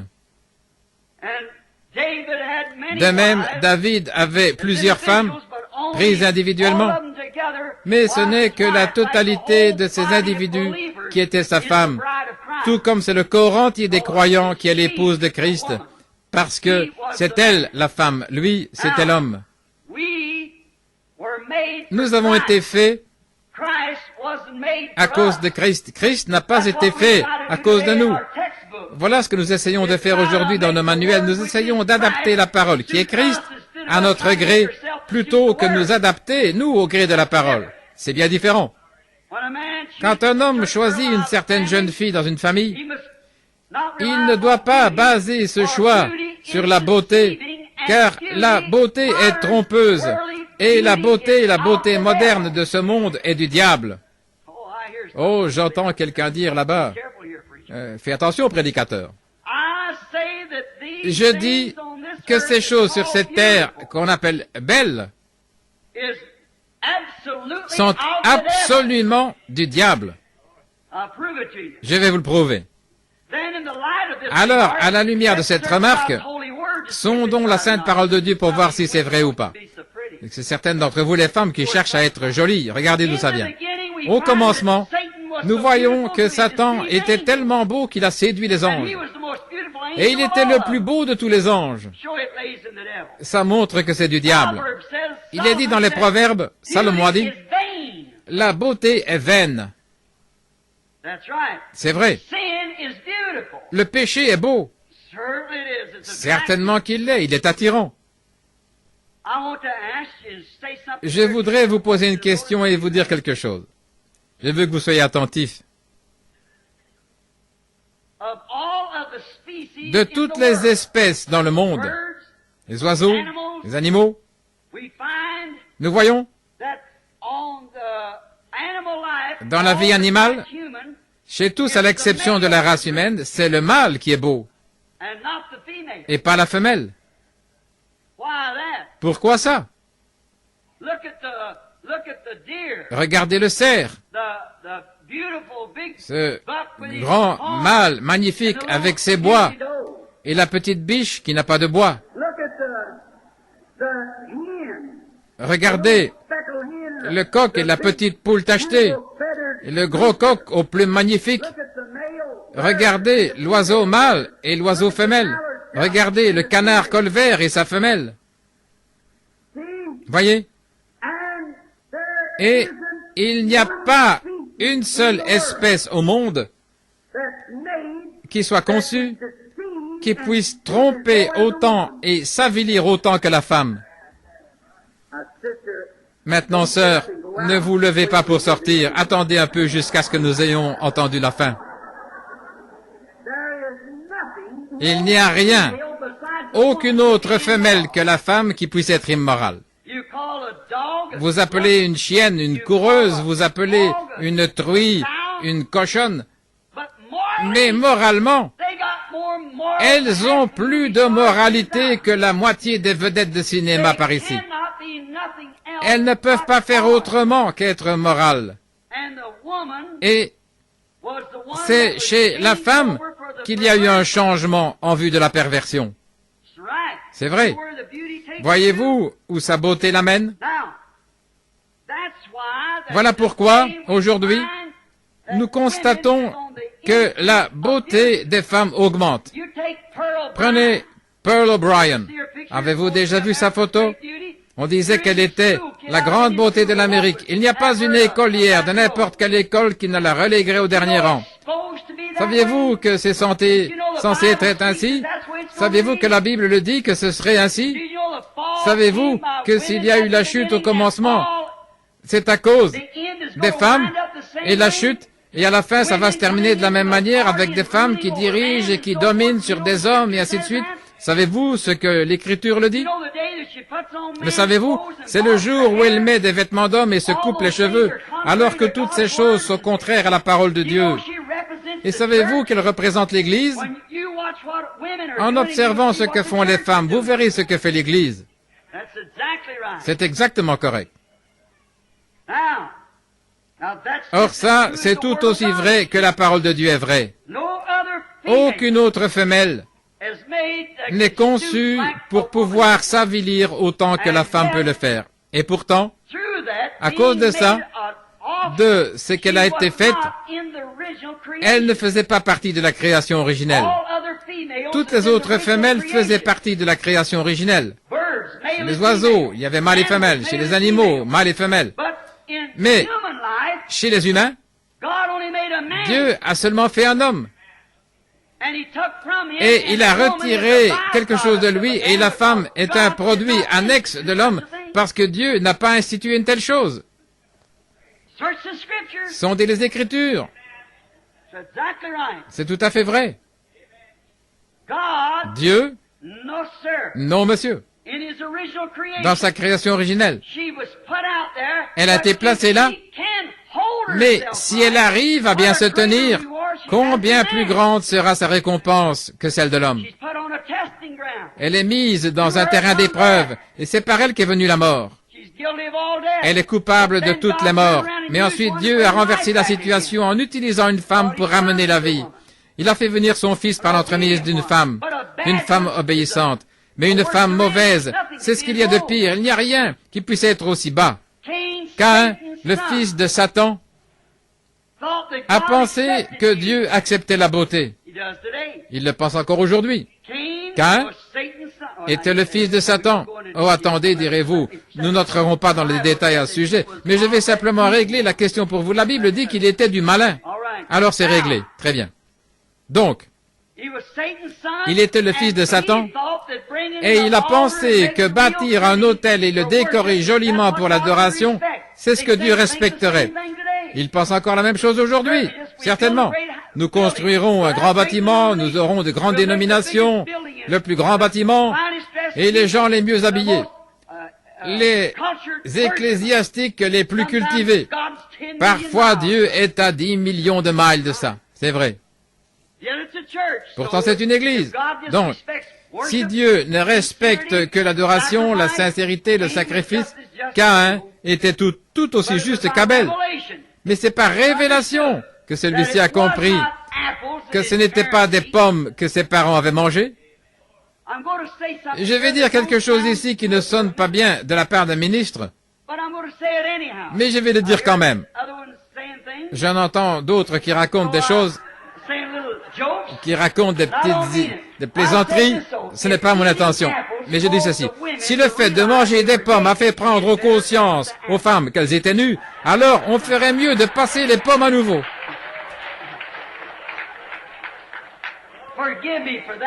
Pardonnez-moi pour ça.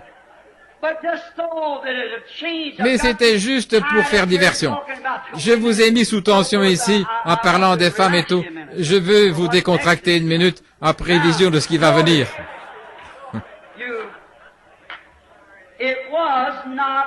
Ce n'était pas des pommes. Nous le savons. L'Église, de nos jours, avec ses réalisations, est devenue, comme c'est le cas avec toutes les autres réalisations humaines, elle est en train de devenir scientifique. Ils essayent d'en faire une Église scientifique. en utilisant des images et des grands clochers pour attirer. Quel dommage que les pentecôtistes se soient retrouvés dans cette même ornière. Vous seriez mieux avec un tambourin là au coin de la rue et l'Esprit de Dieu autour de vous. Mais vous cherchez à rivaliser avec les autres parce que vous êtes devenu une dénomination. Voyez-vous, les églises essayent d'être scientifiques. Et souvenez-vous, l'homme, par les réalisations qu'il atteint en faisant avancer la science, il se tue chaque jour. Quand il a inventé la poudre à canon, regardez ce que ça a fait. Quand il a inventé l'automobile, elle a tué plus de monde que la poudre à canon. Et maintenant, il s'est doté d'une bombe à hydrogène. Je me demande ce qu'il va en faire. C'est vrai. Et il en est de même pour l'Église. En essayant de réaliser quelque chose au moyen de la science, d'un échafaudage d'idées d'hommes, cela vous éloigne encore plus de Dieu et vous conduit à la mort, plus qu'au commencement. Ne choisissez pas votre Église de la même manière que vous avez choisi votre femme. Ce que la science a fait pour elle, c'est prodigieux, mais pour ce qui est de l'Église, vaut mieux ne pas vous fier là-dessus. Il a fabriqué des fards, des poudres et toutes ces choses. Choisissez d'après le caractère de sa parole. Comparons maintenant l'épouse naturelle d'aujourd'hui avec la prétendue Église épouse d'aujourd'hui. Comparez ça à une femme qui s'apprête à se marier aujourd'hui. Maintenant, regardez un peu à ce que la science a fait. Tout d'abord, elle se présente avec les cheveux coupés, avec une de ces coupes à la Jacqueline Kennedy, ou quelque chose comme ça. Et savez-vous ce que la Bible dit? La Bible, en fait, donne à l'homme le droit, s'il le veut, de la répudier, de divorcer d'elle, si elle fait ça. C'est une femme déshonorante du fait qu'elle se coupe les cheveux. C'est ce que dit la Bible. Vous ne saviez pas ça, hein? Ah oui, je prêche trop en Californie pour que vous ne sachiez pas, c'est vrai. Ah oui. Ça m'avance à quoi? Elles le font quand même. Vous ne pouvez pas prendre un porc et changer son nom pour faire de lui un agneau. Remarquez. Vous allez me détester après ça, mais vous allez connaître la vérité. Comparons. Là voilà l'épouse des temps modernes, qui arrive toute peinturlurée, différente de ce qu'elle est. Si elle se lavait le visage, peut-être qu'il s'enfouirait à toutes jambes. Elle vous ferait une de ces frousses une fois que ce truc-là est enlevé. Il en est de même de l'Église. Avec sa grande façade peinturlurée. Un max factor théologique complet. Les deux ont un beau visage, mais faux. Une beauté de fabrication d'homme, mais pas une beauté de Dieu. Pas beaucoup de caractère non plus, dans l'une ou l'autre. Tout comme Satan. Assez pour séduire. Comparez l'épouse des temps modernes avec elle. Elle porte des shorts. Elle se maquille, elle se coupe les cheveux, elle porte des vêtements qui ressemblent à ceux des hommes. Et elle écoute un pasteur qui lui dit que tout va bien. C'est un trompeur. Il souffrira pour ça dans les régions de l'au-delà, c'est vrai. Et elle fait ça pour séduire, pour être différente de ce qu'elle est.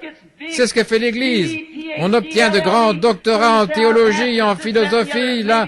Notre pasteur est ceci et cela et autre chose. Peut-être qu'il ne connaît pas plus Dieu qu'un Hottentot ne peut connaître un cavalier égyptien. C'est vrai. Il a reçu là-bas une expérience théologique de séminaire. Et ce qu'il connaît de Dieu, c'est moins que rien. Les églises modernes avec leurs phares théologiques, chez elles, toutes les femmes ont rasé leur gloire à cause d'un Ricky quelconque et de leur pasteur, elles ressemblent à une vraie Jézabel, où je ne m'y connais pas. Les cheveux coupés, des shorts, du phare, toutes sortes de choses, au goût de la théologie. Voilà où on est l'église, c'est vrai. Mais son caractère spirituel est loin de correspondre à celui de la femme d'intérieur que Jésus-Christ vient chercher. Si un chrétien épouse une femme comme ça, ça montre qu'il est déchu de la grâce. Le goût qu'il a pour Dieu et le goût qu'il a pour un foyer par rapport à ce qu'un foyer devrait être, il est loin de ça quand il choisit ce genre de femme. Non, monsieur, un chrétien ne la trouverait pas à son goût. Son caractère spirituel est au niveau le plus bas. Elle est morte par sa beauté dénominationnelle et sa convoitise du monde. C'est là où se trouve l'Église aujourd'hui. Elle a vendu à Satan le caractère que lui donnait la parole pour le remplacer par une religion scientifique de fabrication humaine. Alors qu'elle était en droit en tant qu'Église de Dieu de s'en tenir à la parole de Dieu et d'avoir le Saint-Esprit à l'œuvre chez elle, soudant le corps ensemble au moyen de la parole et de l'amour de Dieu. Au lieu de ça, elle a vendu son droit d'aînesse comme Ésaü et elle a choisi une dénomination qui la laissait tout faire. Oui, c'est vrai. Pour être populaire, comme l'avait fait sa mère à Nicée, Rome, la parole de Dieu. Et dire que cela a pénétré dans nos sphères pentecôtistes, quel dommage, mais c'est le cas. Remarquez une minute. Une religieuse dans une église catholique, cette femme, pour devenir religieuse, prendre ce dernier voile, il faut absolument qu'elle se livre entièrement à cette église. Corps, âme et esprit. Elle est propriété de cette église. Elle n'a plus sa pensée à elle.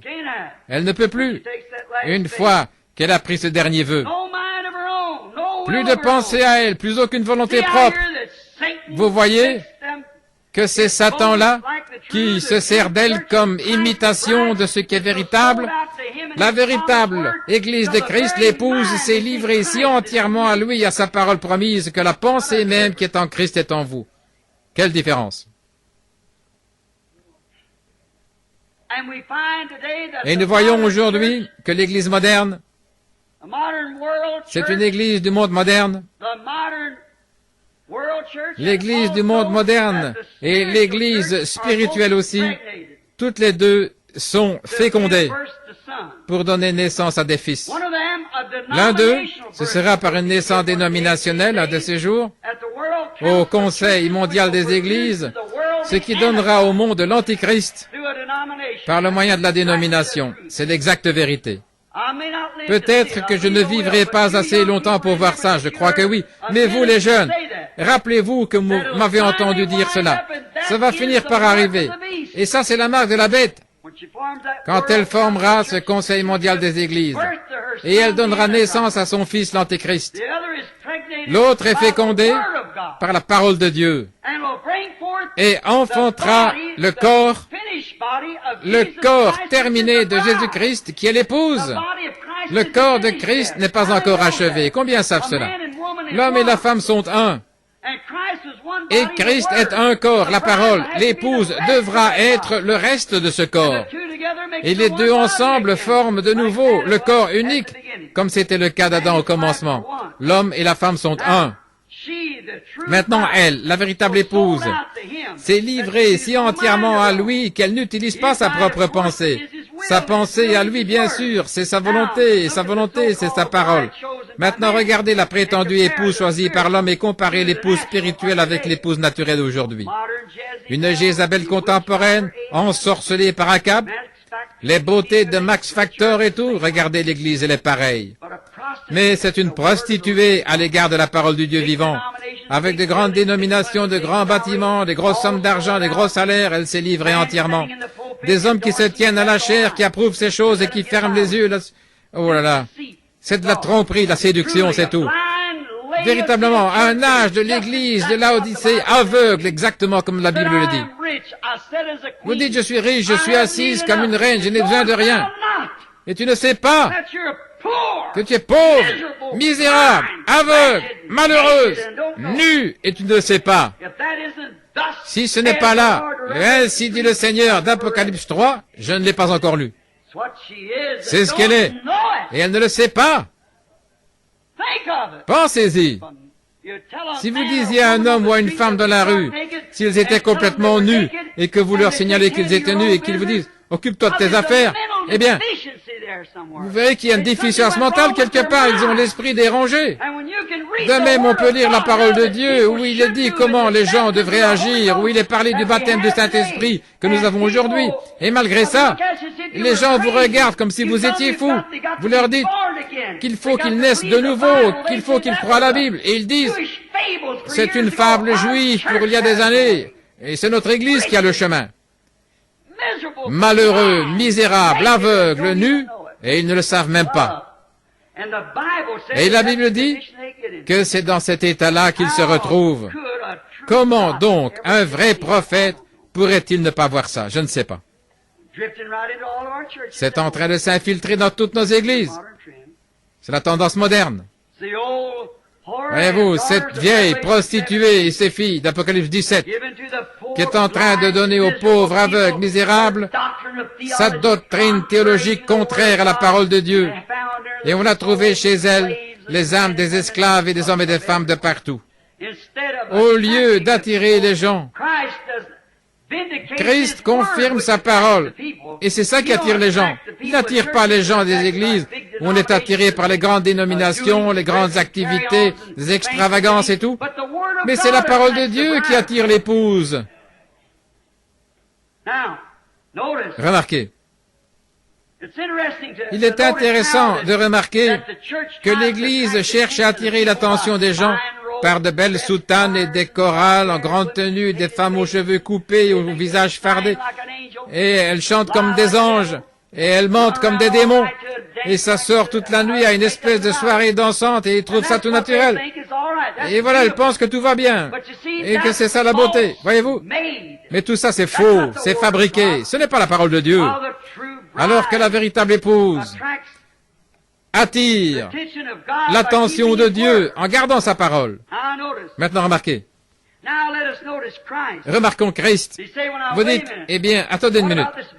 La beauté dont vous parlez, qu'est-ce que c'est? La Bible dit, dans Ésaïe 53:2, que Jésus, quand il est venu, il n'avait aucune beauté. Son aspect n'avait rien pour nous plaire. S'il était venu comme Satan aujourd'hui, revêtu de la beauté mondaine, les gens auraient accouru vers lui et l'auraient accepté comme le font l'Église aujourd'hui. Ils l'auraient cru, l'auraient reçu, comme ils le font avec Satan aujourd'hui. Certainement. Mais il n'est pas venu avec ce genre de beauté. Mais il vient toujours dans la beauté du caractère. Christ n'était pas un bel homme grand, fort, costaud. Dieu ne choisit pas ce genre-là.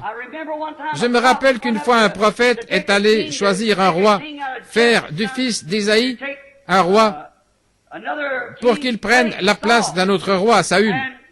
Donc, Isaïe a fait venir devant lui ce beau grand garçon.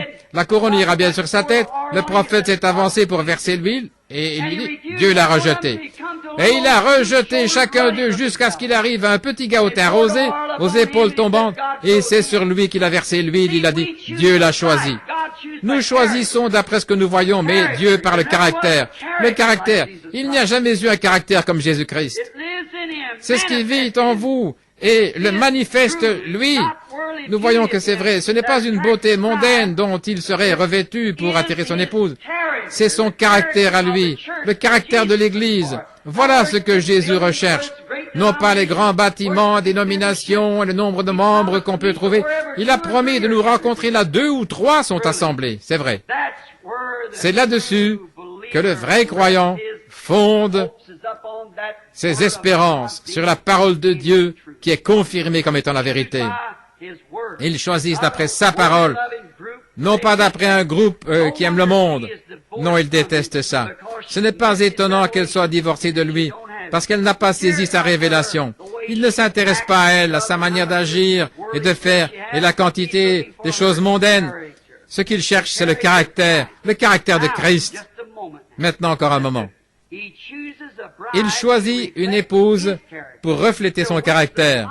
C'est là que les églises modernes aujourd'hui passent certainement 1 million de kilomètres à côté, parce qu'elles nient que ceci est la vérité. Ainsi, comment serait-ce possible? Maintenant, il attend le jour où cette épouse sera formée. Hébreux 13:8, exactement comme cela a été, comme lui a été, il faut qu'elle soit pareille à lui, même chair, même os, même esprit, pareil en tout, formés de la même façon, et c'est alors que les deux deviennent un. Tant que l'Église ne sera pas comme ça, ils ne sont pas un.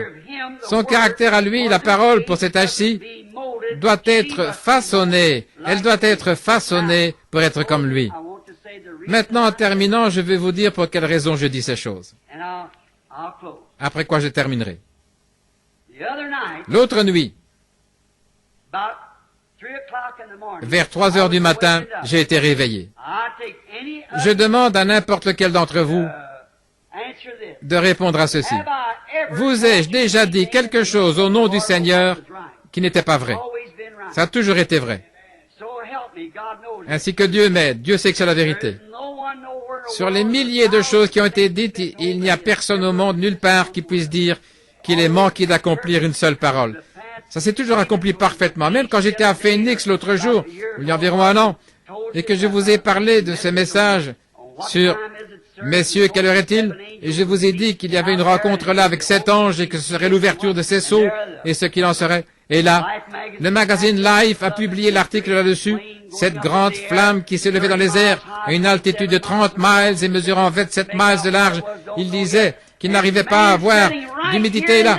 Et il y a des hommes qui étaient sur place avec moi quand c'est arrivé exactement, comme cela avait été dit. Il m'a annoncé les choses qui allaient s'accomplir, et c'est arrivé exactement comme ça. Chacun des sceaux, comme ils ont été ouverts, ils ont fait connaître les mystères qui avaient été tenus cachés tout au long des âges, des réformateurs et tout. Et là, au sommet de la colline, quelques hommes, 3 ou 4 là, étaient présents. Oui, pendant que je montais la colline, le Saint-Esprit a dit, ramasse cette pierre. Nous étions à la chasse. Il a dit, lance-la en l'air et dit, ainsi dit le Seigneur. Je l'ai fait. Et de là est descendu un petit vent en forme d'entonnoir. Il a dit, dans 24 heures, tu verras la main de Dieu. Ces hommes sont assis ici à ce moment-là. Le lendemain, vers 10 heures, alors que je me tenais là, j'ai dit, préparez-vous, allez vous mettre à l'abri, là.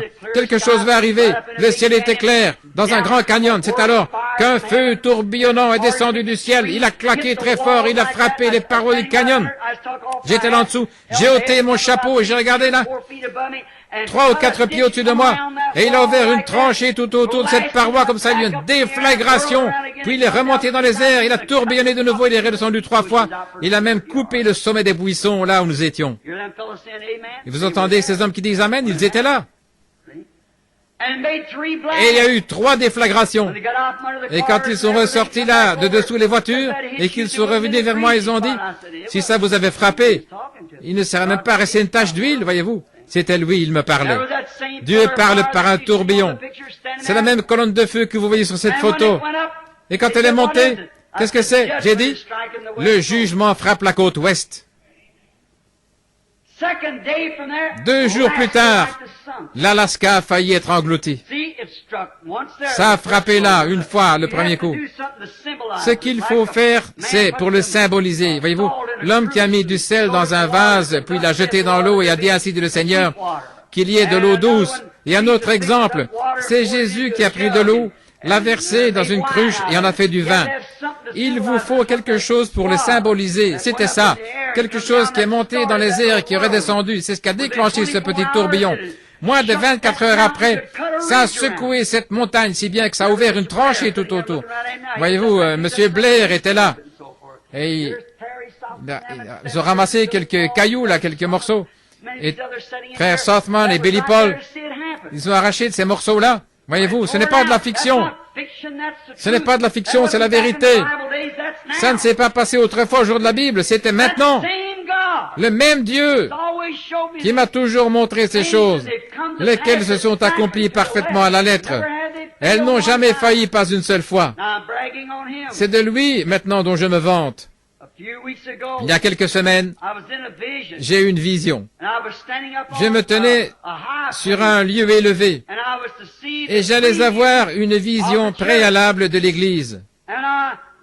Et j'ai remarqué, je me tenais plutôt comme ceci, tourné vers l'ouest, et venant de cette direction-ci, s'avançait le beau groupe de femmes. Elles étaient très bien mises, des longs cheveux, bien arrangés derrière. Elles avaient des manches et des jupes longues, et elles marchaient toutes sur un air de marche, comme « En avant, soldats chrétiens, marchons au combat, avec la croix de Jésus qui ouvre la marche. » Et pendant qu'elles défilaient, je me tenais debout et il y avait quelque chose là, un esprit, c'était Dieu qui a dit « Voilà l'épouse. » Et j'ai regardé et mon cœur était heureux. Elle s'en est allée dans cette direction-là, elle a passé derrière moi. Après un moment, Quand elle est revenue dans cette direction-ci, il a dit, maintenant, l'Église moderne va défiler. Et voici l'Église d'Asie qui s'avance. Je n'avais jamais vu une bande de femmes aussi dégoûtantes. Et les autres églises, différentes nations, elles étaient horribles à voir. Et je dis ceci, parce que c'est mon devoir envers Dieu de dire la vérité. Et quand il a dit, voici maintenant l'Église d'Amérique qui va défiler. Si jamais j'ai vu une bande de démons, c'était ça. Ces femmes étaient complètement nues, avec une espèce de chose grisâtre là, de la couleur d'une peau d'éléphant, et elles tenaient ça devant elles, et en haut, il n'y avait rien du tout. Et elles faisaient cette sorte de truc, ces danses comme les jeunes, le twist et ces choses-là, accompagnées par ce genre de musique. Et quand j'ai vu Miss USA s'avancer, j'ai failli m'évanouir. Maintenant, ceci est ainsi dit le Seigneur. Vous croyez que je suis son serviteur, croyez-moi maintenant. Je ne dirai ça pour rien au monde. Il n'y a pas assez d'argent dans le monde entier pour me faire dire cela si ce n'était pas vrai.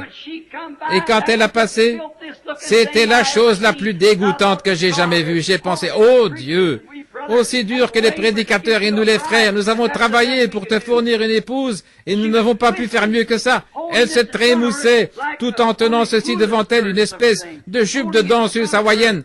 Elle tenait ça devant ses parties, là, le parti du bas, comme ceci, en dansant et en se trémoussant, comme le font les jeunes ici, dans ces émissions vulgaires, là, qu'on a, où ils se trémoussent. C'était Miss Christianisme d'Amérique. Que Dieu m'aide. Avec l'aide de Dieu. Voilà de quoi ça a l'air devant sa face. J'aurais pu m'évanouir.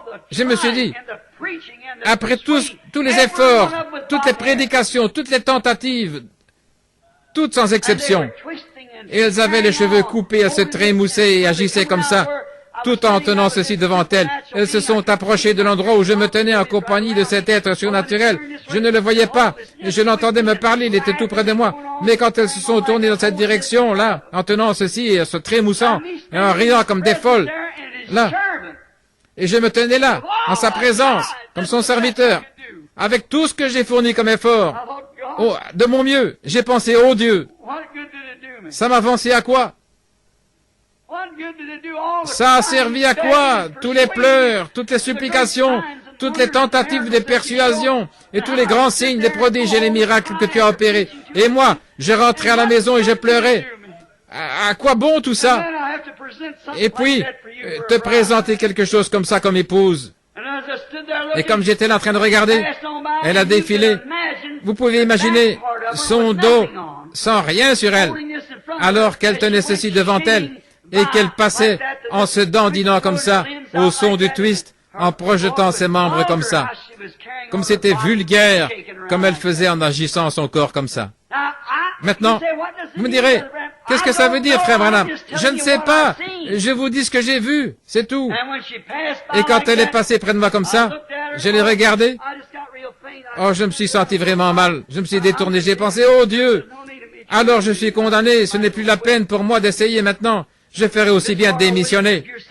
Madame Carl Williams, si vous êtes assise ici, ce songe dont elle m'a parlé, votre songe, voilà, c'est ça.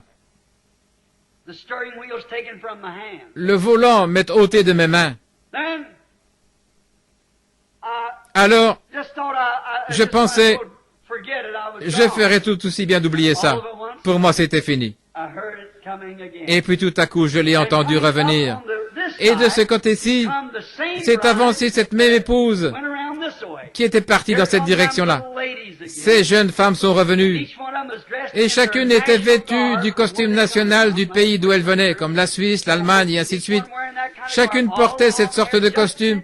Elles avaient toutes de longs cheveux exactement comme celles du début. Et les voici qui venaient en marchant.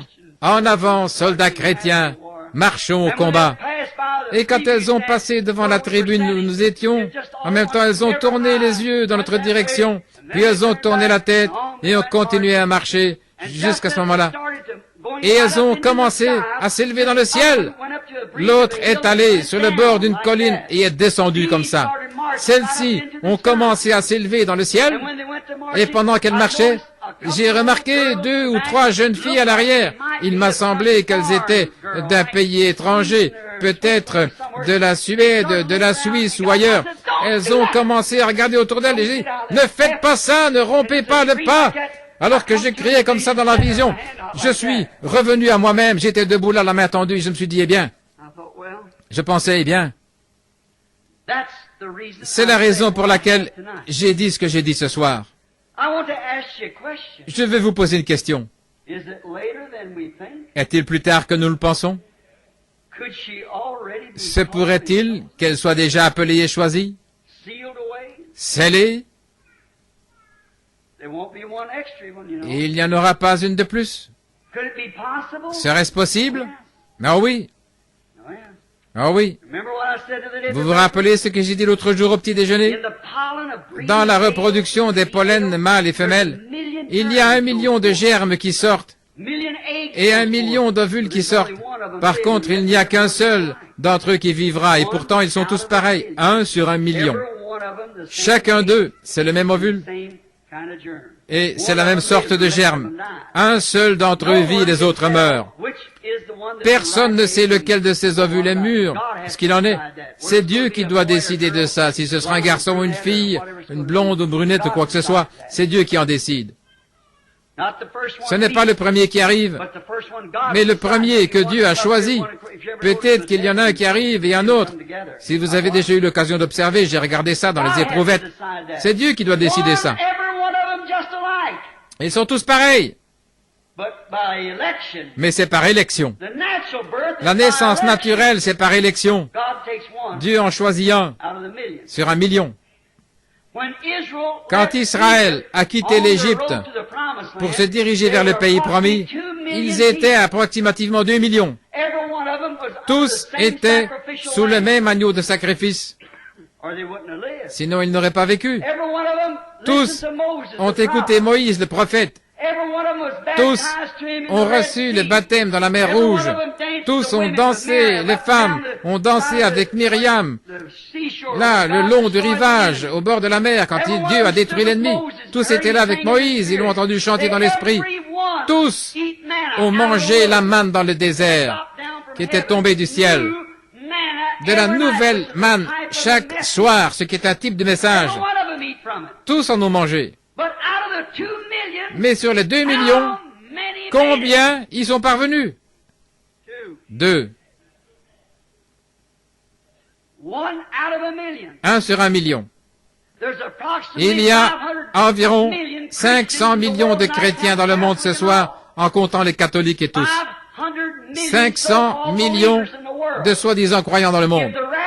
Si l'enlèvement avait lieu ce soir, ça voudrait dire, si c'était vraiment dans la proportion d'1 sur million, je ne dis pas que c'est le cas, mais si c'était le cas, alors, dans les prochaines 24 heures, 500 personnes auraient disparu. Vous n'entendriez même pas parler, voyez-vous, il y en a autant qui disparaissent sans qu'on les retrouve. Alors, ça pourrait nous arriver, les amis, comme c'est arrivé quand Jean-Baptiste est venu. Même les disciples ont dit, pourquoi les Écritures disent-elles, pourquoi les apôtres ou les prophètes disent-ils, pourquoi est-il dit qu'Élie doit venir premièrement et rétablir toutes choses? Il a dit, je vous le dis, Élie est déjà venu. Et vous ne le saviez pas. Un de ces jours, il se peut que nous soyons laissés en arrière. Qu'en est-il de l'enlèvement qui devait précéder la tribulation? Il a déjà eu lieu et vous ne l'avez pas su. Tout le corps scellé et il ne reste plus qu'à regarder, à le garder dans la cadence. Je ne dis pas que c'est comme ça, mais j'espère que ce n'est pas ça, mes amis. Si ce soir, nous ressentons dans notre cœur que nous devrions mettre notre vie en ordre par rapport aux choses que nous avons faites, laissez-moi vous donner un conseil en tant que votre frère dans le ministère. Je vais dire ceci pour la première fois de la chair. De toute façon, ce soir, j'en ai dit plus là-dessus que je ne l'ai fait devant n'importe quel public. Parce que j'ai eu une grande liberté au cours de ces réunions. Si vous croyez que je suis le prophète de Dieu, écoutez ce que je vous ai dit. Si vous avez le plus petit sentiment dans votre cœur, allez vers Dieu maintenant même. Faites-le. Vous, les hommes, arrêtez un instant. Regardez vos credos que vous servez. Regardez dans vos églises. Est-ce que ça correspond bien à la parole de Dieu? Avez-vous rempli toutes les qualifications? Vous dites, je suis un homme bon. Nicodème aussi l'était, et tous les autres, c'était des gens bien. Voyez-vous, ça n'a aucun rapport. Et vous les femmes, je voudrais que vous regardiez dans le miroir et que vous regardiez ce que Dieu exige de la femme. Et voyez, dans le miroir de Dieu, non pas le miroir de l'Église, mais dans le miroir de Dieu. Et voyez, si, dans votre vie, vous avez les qualités requises pour être l'épouse spirituelle de Jésus-Christ. Vous, les ministres, pensez aussi. Est-ce que vous rognez sur quelque chose ici pour ménager la susceptibilité des gens? Feriez-vous ceci? Voyez-vous, s'il vous mettait à la porte de l'Église, si vous avez de tels sentiments, mon cher frère, permettez-moi de vous avertir au nom de Jésus-Christ. Fouillez loin de ça maintenant. Et madame, si vous n'êtes pas à la hauteur d'être une chrétienne, non pas une chrétienne de nom, mais dans votre cœur, et que votre vie soit le reflet exact de ce qui est exigé ici dans le certificat de mariage de Dieu, et vous, membres d'église, si votre église n'est pas comme ça, et qu'elle n'est pas à la hauteur de ce que Dieu exige dans sa parole, sortez-en et entrez en Christ. C'est un avertissement solennel. Nous ne savons pas quand. Et vous ne savez pas à quel moment, un jour, cette ville va se retrouver au fond de cet océan. Ô Capernaum, a dit Jésus, toi qui t'es élevé jusqu'au ciel, tu seras abaissé jusqu'au séjour des morts. Car si les miracles avaient été faits dans Sodome et Gomorrhe, elles subsisteraient encore aujourd'hui. Et Sodome et Gomorrhe sont au fond de la mer morte, et Capernaum au fond de la mer. Toi, la cité qui prétend être la ville des anges, toi qui t'es élevé jusqu'au ciel et qui a propagé toutes les saletés et les obscénités de la mode et autres, au point même que les pays étrangers viennent ici chercher cette obscénité et l'envoyer ailleurs. Toi, avec tes belles églises et tes beaux clochers et ta façon de te conduire, souviens-toi un jour, tu seras au fond de cette mer. Maintenant même, ton sol est criblé d'alvéoles comme un grand nid d'abeilles. La colère de Dieu gronde juste en dessous. Pendant combien de temps va-t-il encore maintenir ce banc de sable suspendu là, alors que l'océan à une profondeur d'1 mile va se glisser à l'intérieur, là, jusqu'à Salton Sea? Ce sera pire que dans le dernier jour de Pompéi. Repentez-vous, Los Angeles. Repentez-vous, les autres. Et tournez-vous vers Dieu. L'heure de sa colère est venue sur la terre. Fouillez pendant qu'il est encore temps de fuir et entrez en Christ. Prions, cher Dieu. Alors que mon esprit est secoué, mon cœur laisse couler des larmes d'avertissement. Oh Dieu, accorde que les hommes et les femmes ne prennent pas ce que j'ai dit pour une plaisanterie et que les gens qui vont à l'église ne le considèrent pas comme un parti pris ou quelque chose contre eux. Puissent-ils voir, Seigneur, que c'est par amour. Tu m'en es témoin, Dieu Tout-Puissant. J'ai parcouru cette côte de haut en bas, année après année, en proclamant ta parole. Sois mon témoin, ô Dieu. Si ça devait arriver ce soir, j'ai dit la vérité. Tu sais que cette vision de l'épouse est la vérité.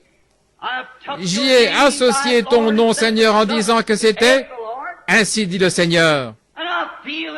Et il me semble bien, Seigneur, j'en suis conscient de ce que je fais. Alors je te prie, Seigneur, au nom de Jésus, Fais que les gens se secouent ce soir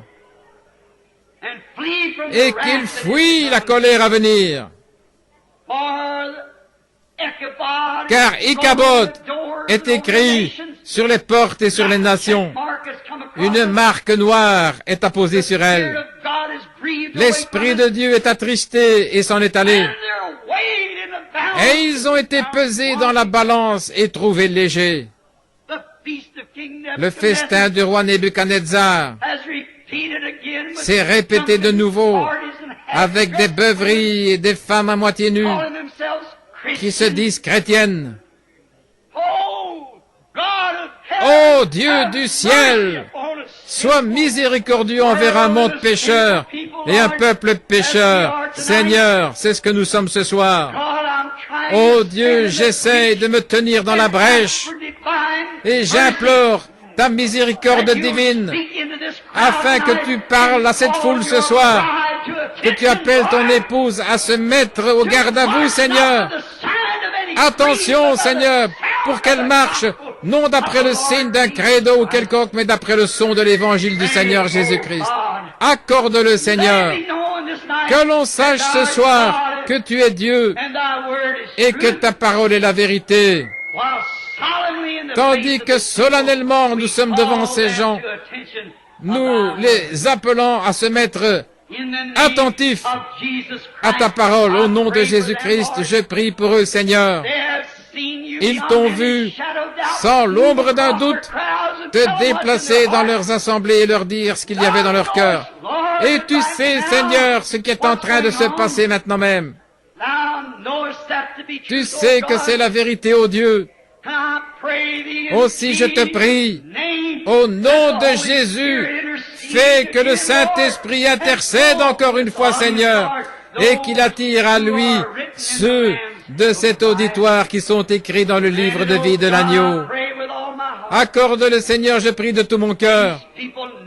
Ces gens, sur le plan naturel, Seigneur, ils me donneraient leur dernier sou pour soutenir le message.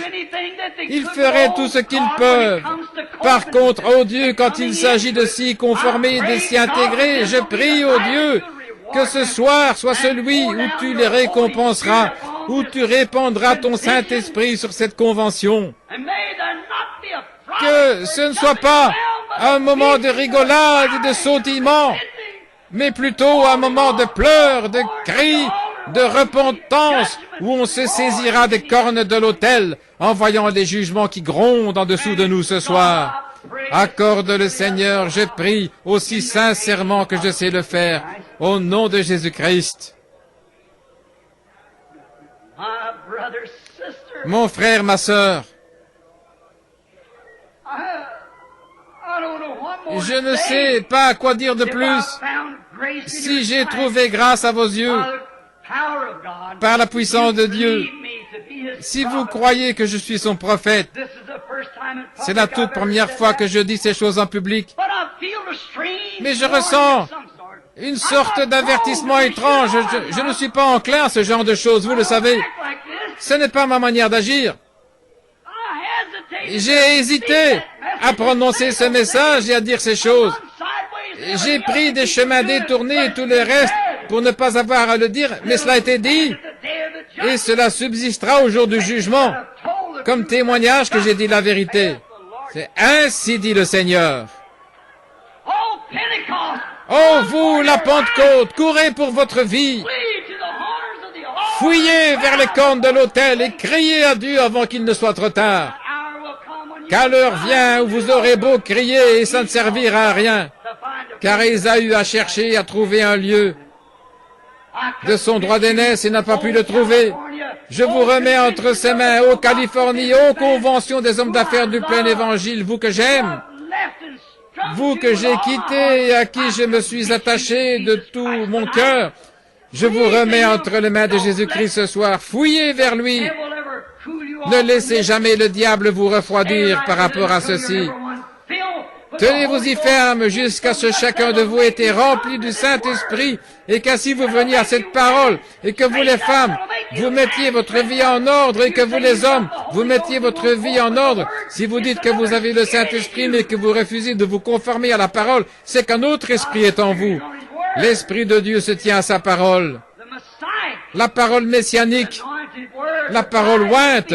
L'épouse doit être une messiette. La parole ointe.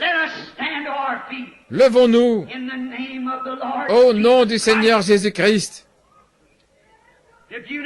Si vous n'entendez plus jamais ma voix, mais Dieu voulant, dans quelques heures, je vais partir pour l'Afrique. Je ne reviendrai peut-être pas, je ne sais pas. Mais je vous le dis de tout mon cœur.